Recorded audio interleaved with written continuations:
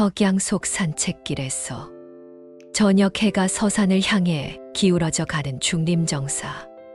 하루 종일 선정에 잠겨있던 부처님께서는 평소와 같이 해질 무렵 홀로 산책에 나서셨다. 발걸음은 느리고 깊었다.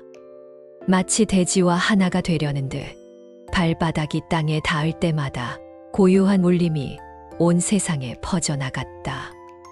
부처님의 뒤를 따르는 제자들의 마음 속에는 말로 표현할 수 없는 감동이 일었다.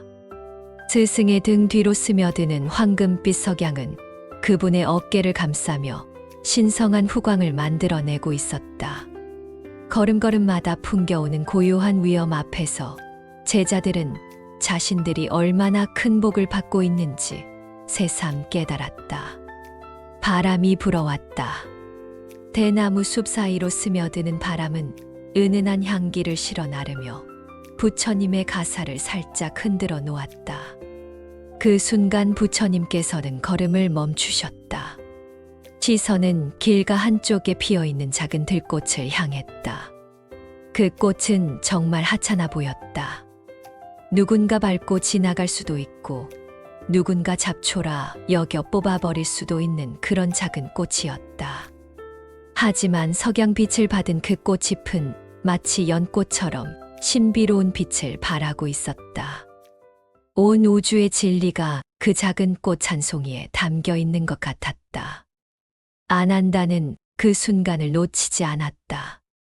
스승의 얼굴에 스며든 자비로운 미소, 그 눈빛 속에 담긴 무한한 연민과 사랑을 보았다. 부처님께서는 그 작은 꽃을 바라보시며 마치 오랜 친구를 대하듯 따뜻한 시선을 보내고 계셨다. 스승님, 아난다가 조심스럽게 입을 열었다. 목소리에는 경외감이 담겨 있었다. 저 작은 꽃이 바로 지금 이 자리에 피어난 것도 인연의 결과일까요? 부처님께서는 고개를 끄덕이시며 천천히 근처 바위에 자리를 잡으셨다. 그 움직임 하나하나가 법문이었다. 제자들도 조용히 둘러앉았다. 서쪽 하늘이 붉게 물들어가고 어둠이 서서히 대지를 감싸기 시작했다. 새들의 지저김이 멈추고 온 세상이 고요해졌다. 이 순간만큼은 시간이 멈춘 것 같았다. 달이 떠오르기 시작했다. 부처님의 얼굴에는 달빛과 석양이 어우러져 형언할 수 없는 신비로운 빛이 흘렀다.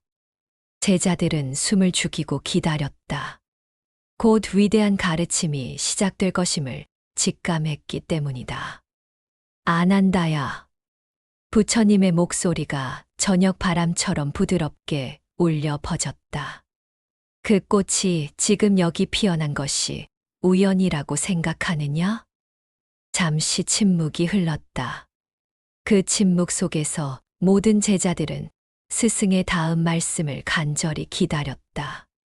씨앗이 땅에 떨어진 것, 비가 내린 것, 해가 비친 것, 그리고 우리가 이 길을 걷게 된 것. 이 모든 것이 하나로 연결되어 있다는 사실을 깨달을 때 비로소 인연의 참뜻을 알 수 있을 것이다. 부처님의 목소리는 마치 우주 전체를 품고 있는 듯했다. 그 순간 제자들의 마음 속에는 말로 표현할 수 없는 감동이 일었다.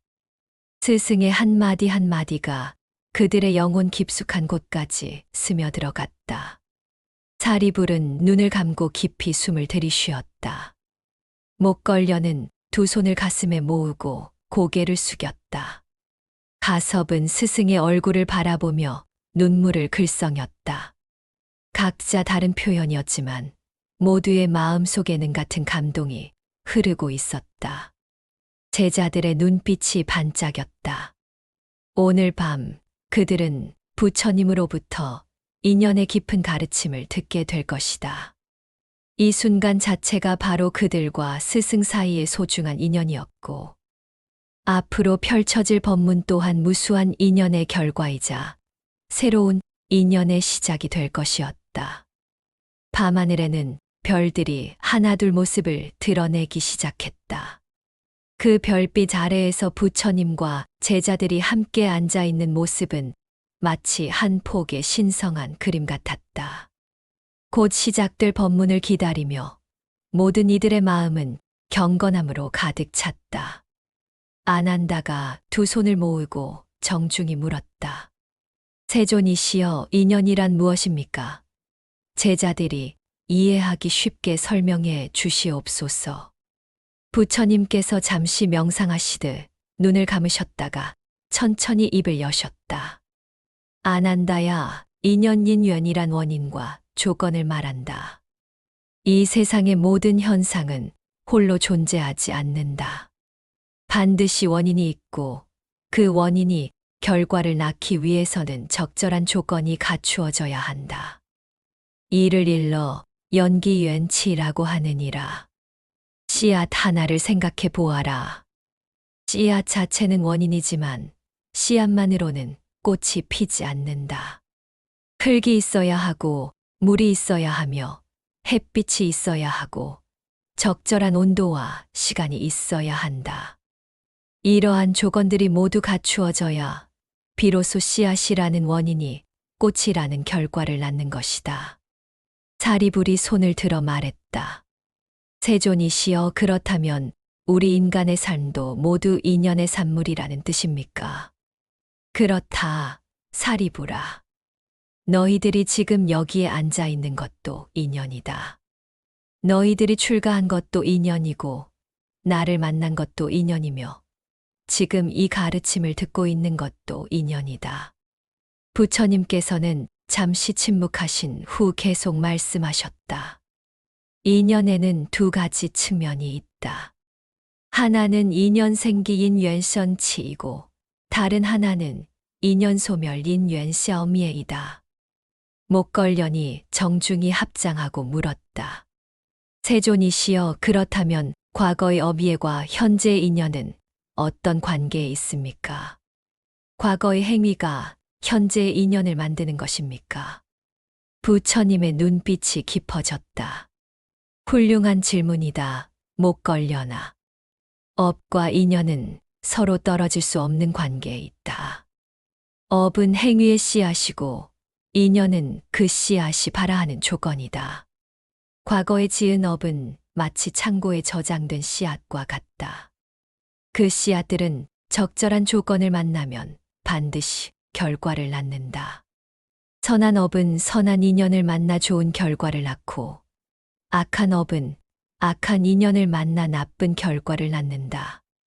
하지만 여기서 중요한 것은 과거의 업이 현재를 완전히 결정하지는 않는다는 점이다.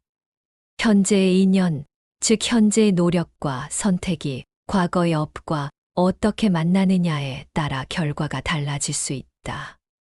부처님께서는 손에 든 나무잎을 들어 보이셨다. 이 나무잎이 바람에 날려 어디로 갈지는 바람의 방향과 세기에 따라 결정된다.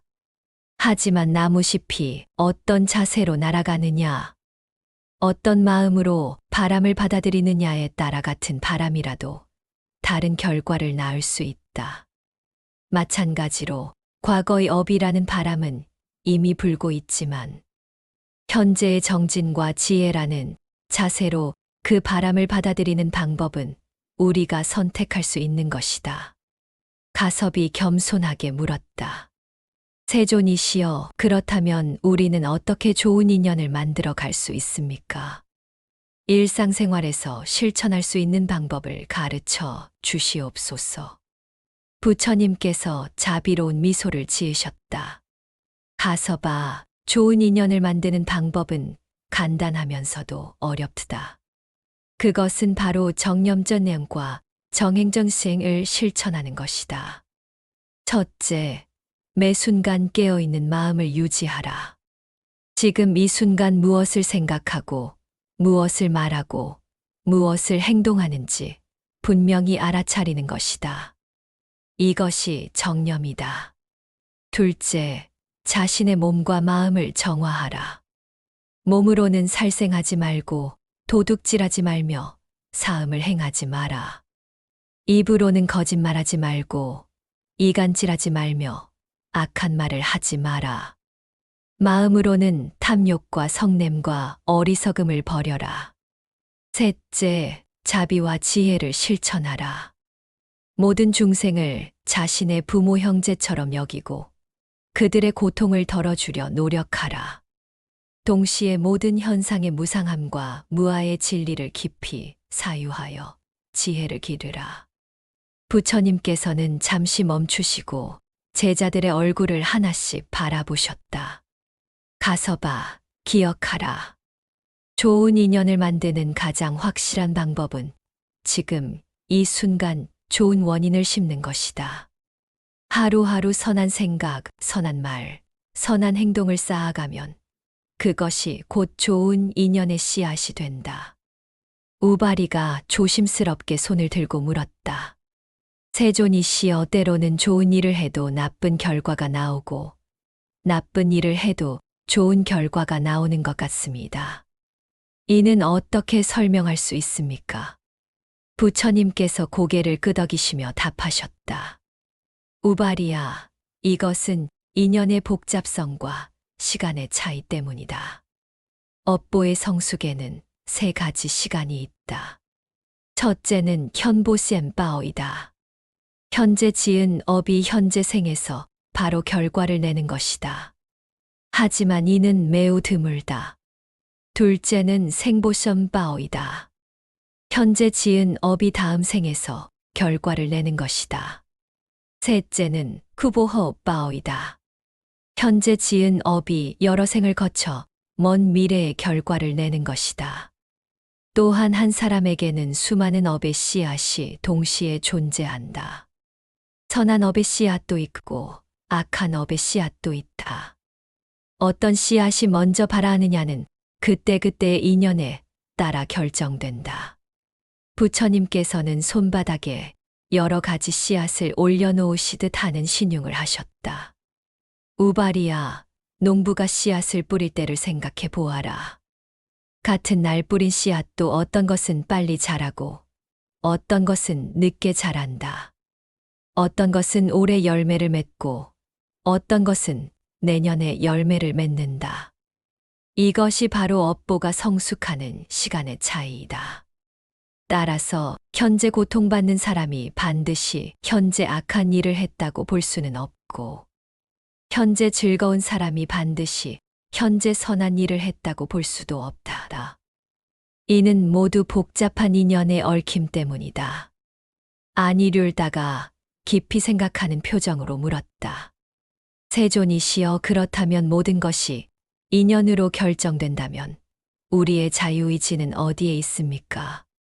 우리는 단순히 운명의 꼭두각시에 불과한 것입니까? 부처님께서는 이 질문을 들으시고 잠시 깊이 생각하시는 듯 했다. 아니률다야, 이것은 매우 깊은 질문이다. 인연법을 올바르게 이해하는 것은 바로 이 지점에서 결정된다. 인연법은 숙명론이 아니다. 모든 것이 이미 정해져 있다는 뜻이 아니라 모든 것이 조건에 따라 변화한다는 뜻이다. 바로 여기에 우리의 자유가 있다. 비유를 들어보자. 강물이 흘러가는 것은 자연의 법칙이다. 하지만 그 강물에 배를 띄우는 사람은 노를 젓는 방향에 따라 상류로도 갈 수 있고 하류로도 갈 수 있다. 또한 바람을 읽고 물살을 이용하여 더 빠르게 갈 수도 있고 더 안전하게 갈 수도 있다. 마찬가지로 과거의 업은 마치 강물과 같다. 그 흐름을 완전히 막을 수는 없지만 현재의 정진과 지혜라는 노를 통해 그 흐름을 잘 이용할 수 있다. 부처님께서는 손을 들어 밤하늘의 별을 가리키셨다. 아니률다야, 저 별들을 보아라.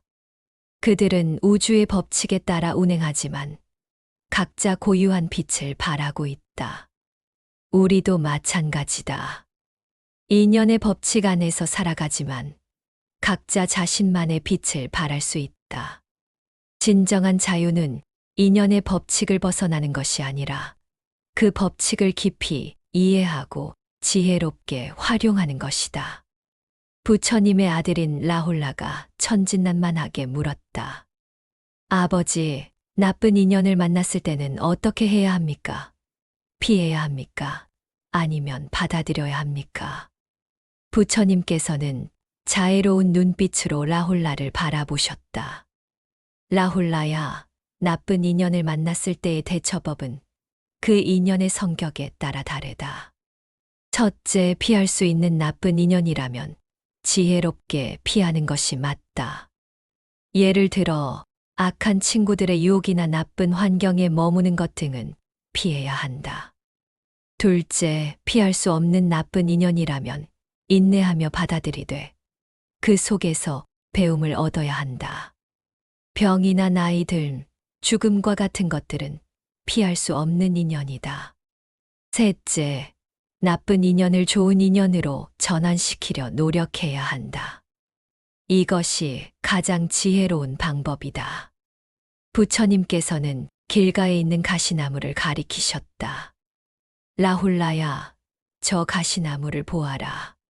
가시는 사람을 찌르는 나쁜 것이지만 동시에 자신을 보호하는 수단이기도 하다. 또한 가시나무도 꽃을 피우고 열매를 맺는다. 나쁜 인연도 마찬가지다. 겉으로는 우리를 괴롭히는 것 같지만 그 속에는 반드시 우리를 성장시키는 씨앗이 숨어 있다. 고통은 우리에게 무상의 진리를 깨닫게 하고, 어려움은 우리의 인내심을 기르며 실패는 우리에게 겸손함을 가르쳐 준다. 따라서 나쁜 인연을 만났을 때는 그것을 원망하거나 저주하지 말고 이 인연을 통해 무엇을 배울 수 있을까? 라고 물어보아라. 그러면 나쁜 인연도 좋은 인연으로 바뀔 수 있다. 마지막 가르침. 밤이 깊어지자 부처님께서는 마지막 가르침을 주셨다. 제자들아, 인연의 가르침을 한마디로 요약하면 이렇다. 모든 것은 연결되어 있다. 너희와 나, 우리와 다른 사람들, 현재와 과거와 미래. 이 세계와 다른 세계까지 모든 것이 보이지 않는 실로 연결되어 있다. 이 연결을 깨달을 때 우리는 진정한 자비심을 가질 수 있다. 남을 해치는 것은 곧 자신을 해치는 것이고, 남을 도우는 것은 곧 자신을 돕는 것임을 알 수 있기 때문이다. 또한 이 연결을 깨달을 때 우리는 진정한 지혜를 얻을 수 있다. 모든 것이 무상하고 무아임을 깨달을 수 있기 때문이다. 부처님께서는 천천히 일어나시며 제자들을 둘러보셨다. 기억하라. 인연은 운명이 아니라 기회이다. 과거의 인연은 현재의 조건이고, 현재의 선택은 미래의 인연이다. 따라서 매 순간 깨어있는 마음으로 선한 인연을 만들어 가라. 그리고 무엇보다 모든 인연 속에서 부처님의 성품을 발견하라. 좋은 인연에서도, 나쁜 인연에서도, 평범한 인연에서도 깨달음의 씨앗은 항상 우리와 함께 있다. 제자들이 깊이 고개를 숙여 예를 표했다. 달빛이 그들의 얼굴을 비추고 있었고, 어디선가 불어오는 바람이 연꽃 향기를 실어왔다. 이 순간 자체가 바로 완벽한 인연임을 모두가 느낄 수 있었다. 부처님께서는 마지막으로 한마디 더 하셨다. 오늘 밤 이 가르침을 들은 것도 인연이고, 이를 실천하는 것도 인연이며, 언젠가 다른 이들에게 전하는 것도 인연이다. 이 인연의 고리를 끊지 말고 선한 인연의 사슬을 계속 이어가라. 그렇게 중림정사의 고요한 밤에 부처님의 인연 법문이 끝났다. 하지만 그 가르침은 제자들의 마음속에 깊이 새겨져 2500여 년이 지난 지금까지도 우리에게 전해지고 있다. 이 또한 부처님께서 말씀하신 인연의 신비로운 힘이 아닐까.